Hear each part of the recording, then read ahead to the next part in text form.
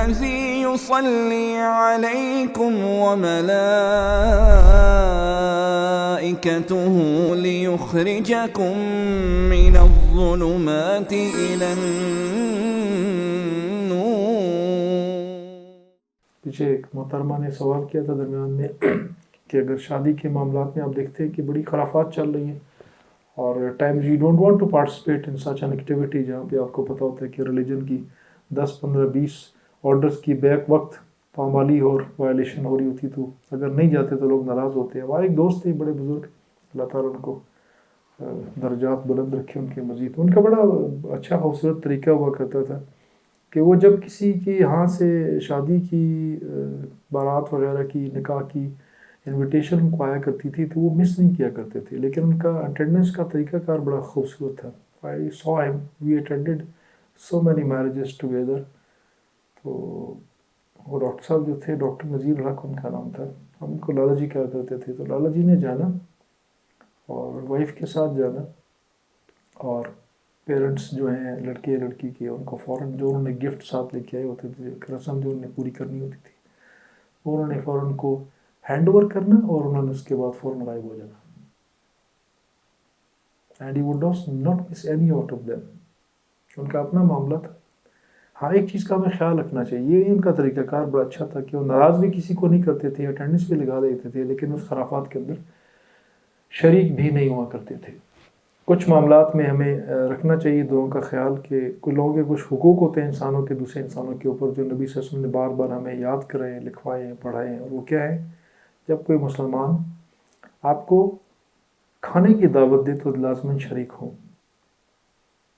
جب وہ بیمار ہو تو آپ اس کی عیادت کے لیے جائیں. جب وہ چھینکے اور الحمدللہ کہے تو آپ جواب میں اس کو یرحمک اللہ کہیں. اور جب وہ آپ کو سلام کرے تو آپ لازماً اس کو وعلیکم السلام کہیں. اور سلام کے طریقے میں ہے کہ اس سے بہتر سلام کا جواب دے گا. اور وہ صرف سلامتی کی دعا کی، اب رحمت کی دعا بھی دیکھیں.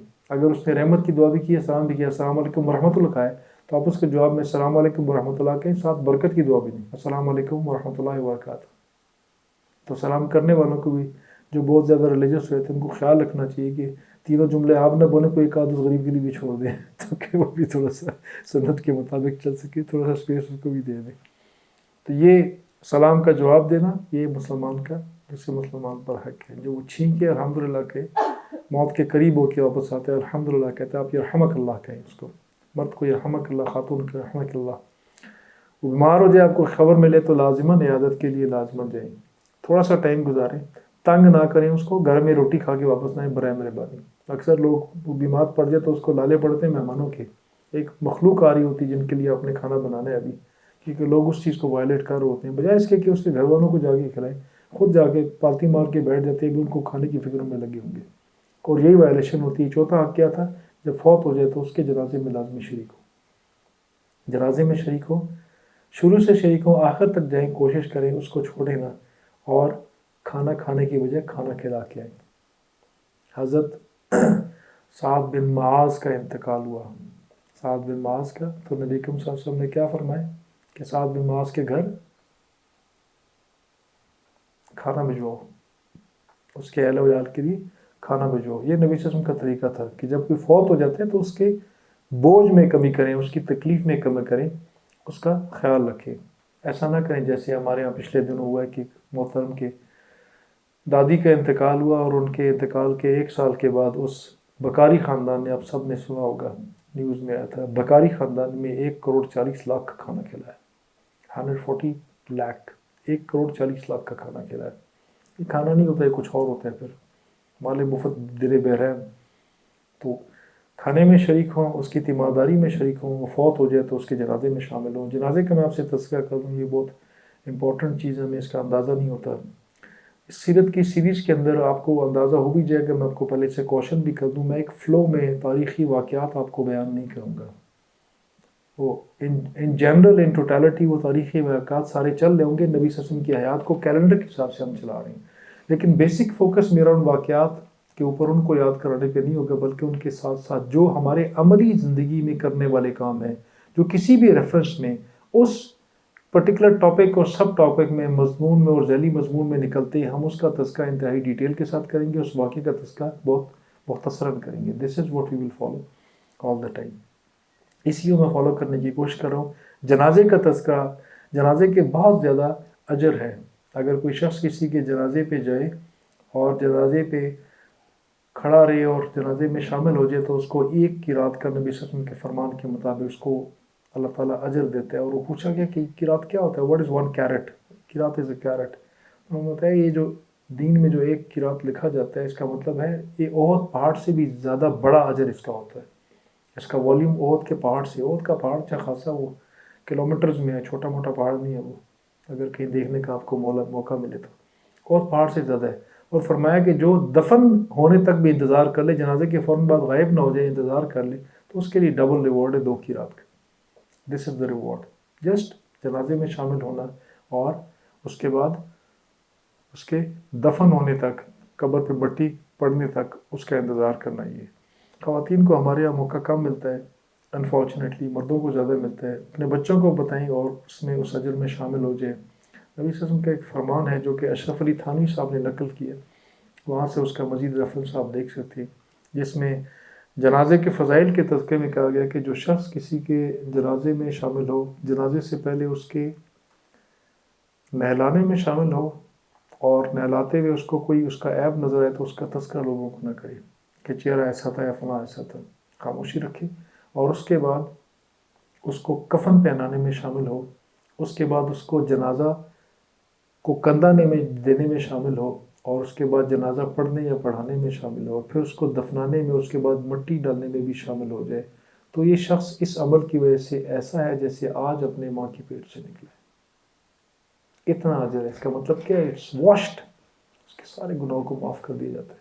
کیوں؟ کہ وہ شخص انتہائی لاچار ہے، وہ اٹھ کے اپنے آپ کو اس قبر تک نہیں لے کے جا سکتا جو اس کا آخرت کا ٹھکانہ ہے، جس کے بعد اس کے دروازے جنت کے لیے کھولے جا رہے ہیں. تو آپ اس کی ہیلپ کریں تو اس کے ہیلپ کا اللہ تعالیٰ آپ کو یہ ریوارڈ دے رہا ہے. اتنا بڑا اس کا اجر ہے.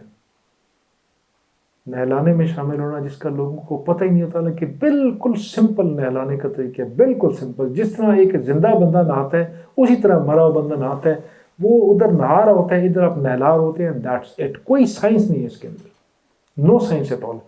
یہ جو لوگوں کو ٹرین بھی کرتے ہیں، برائے میرے بادی ٹریننگ میں پہلا جملہ یہ بولا کریں کہ بی بی محترمہ، ladies and gentlemen, this is an easy way, we are learning a very easy way. It's not something rocket science that I am teaching you. یہ بہت آسان کام ہے اور ہمیں آسان سمجھ کے اس کو کرنا چاہیے اور کروانا چاہیے. اس کو سیکھیں. لوگوں کو اپنے مردوں کو نہلانا تک نہیں آتا، وہ سمجھتے پتہ نہیں کیا کون سی جو ہے نا وہ میں نے ہائیڈروجن بام بنانا ہے جو فلانی جو ہے نا چاچی جی کر لیتے ہو، میں نہیں کر سکتا. It's very easy. خواتین کو بھی پتہ ہونا چاہیے، مردوں کو پتہ ہونا چاہیے. سمپل جس طریقے سے ہم وضو کرتے ہیں، مصنون طریقہ غسل کا کیا ہوتا ہے؟ پہلے آپ وضو کرتے ہیں، پہلے صفائی کرتے ہیں جسم کی، اس کے بعد آپ وضو کرتے ہیں، اس کے بعد جسم پہ 3 دفعہ پانی بہاتے ہیں، right left top. That's it. This is total غسل. وہی اپنے مردے کو کرنا ہوتا ہے. وہ ہل نہیں سکتا، آپ اس کو ہلانے میں مدد کریں گے.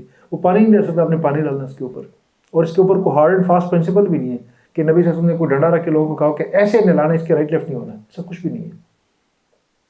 مسلمان کی طرح دی اتنا آسان کہ آپ اگر ویسے کسی پانی میں سلپ ہو جائے نا آپ، اور آپ کے حلق میں پانی چلا جائے تو آپ کا غسل ہو جاتا ہے. سمپل سی بات ہے. آپ کی ساری شرائط پوری ہو گئی ہیں. آپ ایسے چھینٹے مار مار کے منہ پہ سر پہ 4 دن کر لیں، آپ کو ایسی گرنے چھوڑے، آپ کو پتہ کہ میں نے وضو کر لیا. It's very easy. تو نہلانے کا طریقہ خود سیکھیں، لوگوں کو بھی سکھائیں. کفن آپ کے گھر میں 2-4 پڑے ہونے چاہیے. ایک اپنے لیے رکھ لیں، ایک باقی کسی کے لیے، تاکہ اہم کسی کی میت کے بعد بازاروں میں گھومتے نہ پھریں. ایک ادھر ٹینشن فوت ہونے کا شدید صدمہ، اوپر سے کفن نہیں مل رہا. ہمارے اکثر یہ معاملات پیش آ رہے ہوتے ہیں. کیسے نہلانے، کہاں نہلانے سمجھ نہیں آتی ہوتی. ان چیزوں کو پہلے سے پلان کر کے رکھیں سب کے ساتھ. یعنی فیملی میں کسی نے جانا ہی ہے، کسی کو آپ نہلائیں گے، کوئی آپ کو نہلائے گا. That's it. اور ون تھنگ مور جو ہم لوگوں سے سنتے ہیں، وہ جی فلاں فوت ہو گیا. میں نے خود سنا بہت دفعہ. ان کا آپس میں نکاح ختم ہو گیا، پتہ نہیں کہاں سے فتویٰ وہ خاتون لے کے آئی تھی جو وہاں پہ بڑی اونچی آواز میں بولا کرتی تھی. ابھی اس کو ہاتھ نہیں لگا سکتے. وہ زندگی ساری اس نے اس ساتھ گزاری، کیسے اس کو ہاتھ نہیں لگا سکتی. وہ due stop in this thing. اور لوگ اس کی بات مان لیتے ہیں، اور لوگ بڑے اچھے خاصی سو کالڈ ریلیجس لوگوں کو بتا رہے ہیں جی وہ فوت ہو جانے کے بعد نا نکاح ختم ہو جاتا ہے. کہاں پڑا ہے؟ ابھی اس کو ہاتھ نہیں لگا سکتی، ہاتھ نہیں لگا سکتا. سیدہ فاطمہ الزہرا کو ان کی وصیت کے مطابق حضرت علی کرم اللہ وجہ نے غسل دیا تھا۔ حضرت ابوبکر صدیق رضی اللہ تعالیٰ عنہ کو ان کی وصیت کے مطابق سیدہ اسماء بنت امیس نے وصیت کے مطابق غسل دیا تھا۔ Any other presidents do we need? Syeda Fatima, Hazrat Ali, Abubakar صدیق رضی اللہ عنہ اور اسماء بنت امیس، جو 3 صحابیوں کی وائف رہی ہیں۔ پہلے جعفر بن ابی طالب کی، وہ شہید ہوئے، حضرت ابوبکر صدیق نے ان کے ساتھ نکاح کیا، وہ فوت ہوئے، انہوں نے ان کو نہلایا، اس کے بعد فوت ہونے کے بعد عدت پوری ہوئی تو کس نے شادی کی ان سے؟ وہ دا تھرڈ ہسبینڈ، آپ کو پہلے میں بتا چکا ہوں، حضرت علی نے، دی ایکس دیور، جعفر کا بھائی علی bin Abi Talib, he was her third husband. Syeda Fatima کے انتقال کے بعد انہوں نے اسماء سے دوبارہ نکاح کیا تھا، اور سیدہ فاطمہ کے وصال کے بعد حضرت علی نے سیدہ فاطمہ رضی اللہ تعالیٰ عنہ کی اپنی وصیت کے مطابق سیدہ فاطمہ کی بھانجی، ان کی بڑی بہن زینب کی بیٹی امامہ بنت ابو العاص بن ربیع سے نکاح کیا تھا۔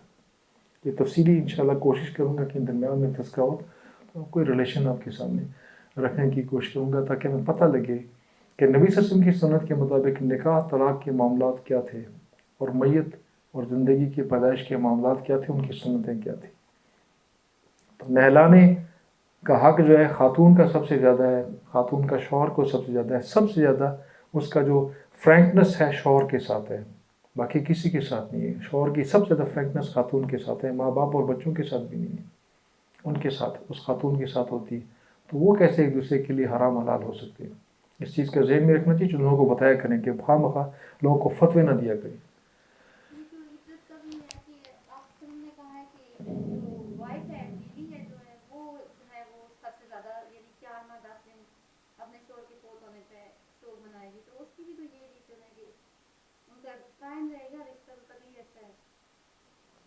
رشتہ قائم ہوتا ہے، رشتہ کیسے ختم ہوتا ہے؟ جو زندگی کے ساتھی ہے، وہ روز قیامت جنت میں اس کی خواتین کی سردار ہوتی ہے، سب سے پہلے تو وہ اس کی وائف۔ جی جی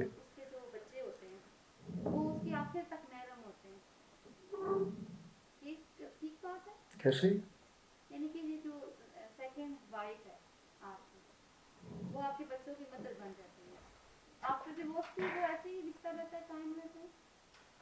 آفٹر ڈیورس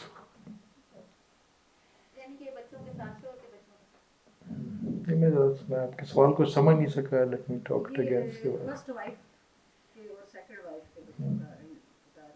پہلی بیوی کو جب طلاق ہو جاتی ہے تو شوہر نے دوسری شادی کی، وہ بچے جو ہیں وہ اس کے دائرہ ہوں گے، جب طلاق دے دیتا ہے وہ اس کے رشتہ قائم رہے گا، کہ وہ خاوند کے بچے ہیں۔ تو یہ کیا اس میں کیا ہے کہ وہ قیامت وہ محرم رشتے ہیں آپ کے؟ I'm confused on this question literally، میں پہلی دفعہ یہ سچویشن میں سامنے، میں آپ کو سوچ کے بتاؤں گا اس کا جواب، میں آپ کو اس ٹائم اس کا جواب نہیں دے سکتا۔ میں سمجھ گیا آپ کی بات کے پوائنٹ آف پوائنٹ، ٹھیک ہے جی۔ تو یہ جو میت کے معاملات ہیں، اس میں ہمیں اس چیز کا پتہ ہونا چاہیے کہ اس کا اللہ تعالیٰ نے بہت اجر رکھا ہوا ہے، اس سے دور دور بھاگنے کی ضرورت نہیں ہے، اس میں شامل ہونے کی ضرورت ہے، اور اپنے لیے آخرت کو آسان کر اپنی وہ اجر سمیٹے جو اللہ تعالیٰ نے بڑا شارٹ ٹائم میں، شارٹ ایفرٹ کے اوپر بہت زیادہ اجر ہم سب کے لیے، آپ سب لوگوں کے لیے رکھا ہوا ہے۔ اور نبی صلی اللہ علیہ وسلم کے فرمان میں ایک فرمان جو میں جنازے کے بارے میں اسپیشلی مردوں کو بتانا چاہتا ہوں، خواتین کو اس کی تو بالکل ہی وہ موقع نہیں مل پاتا، کیونکہ جنازے کو ساتھ کندھا دینا ہوتا ہے۔ باقی شاید جنازے میں شامل بھی ہو جائے، بعض اوقات شامل ہو جاتی ہے، حرم معین بھی شامل ہو جاتی ہے، باقی ہمارے یہاں کچھ لوگوں میں جہاں زیادہ دینداری، دین کی اصل سمجھ بوجھ خاندانوں میں ہوتی ہے، وہاں پہ خواتین کو جنازے میں شامل رکھتے ہیں۔ This is what I've seen myself in so many funerals۔ لیکن اکثر جگہوں پہ وہ روایت کے مطابق چل رہے ہوتے ہیں جی، وہ خواتین الگ ہیں، وہ گھر میں بیٹھی ہیں، مرد صرف جنازہ پڑھ رہے ہیں، پتہ نہیں کہاں سے سٹارٹ ہو گیا۔ تو اس چیز کو مد نظر رکھتے ہوئے جنازے کو کندھا دینا جو ہوتا ہے، وہ اس کا بہت زیادہ اجر ہے۔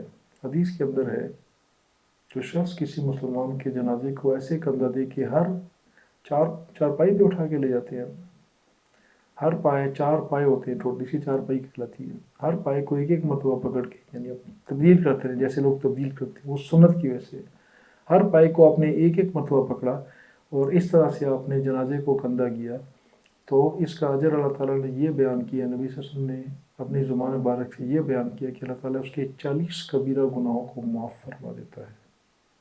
40 کبیرہ گناہ صرف کندھا دینے سے، 4 پایوں کو ایک مرتبہ پکڑ کے جنازے کے ساتھ چلنے سے اللہ تعالیٰ اس جنازے کے ساتھ چلنے والے بندے کی معاف فرما دیتا ہے۔ کبیرہ گناہوں کی معافی بہت بڑا مشکل اور بہت بڑا معاملہ ہے، اور یہ اس کا بہت آسان ترین شارٹ کٹ ہے۔ جنازے میں یہ عمل لازماً کیا کریں۔ جو لوگ سمجھتے ہیں وہی لوگ ہیں جو اس کے آس پاس پھیرے لگا رہے ہوتے ہیں، وہ بیوقوف نہیں ہوتے، وہ کسی وجہ سے کر رہے ہوتے ہیں۔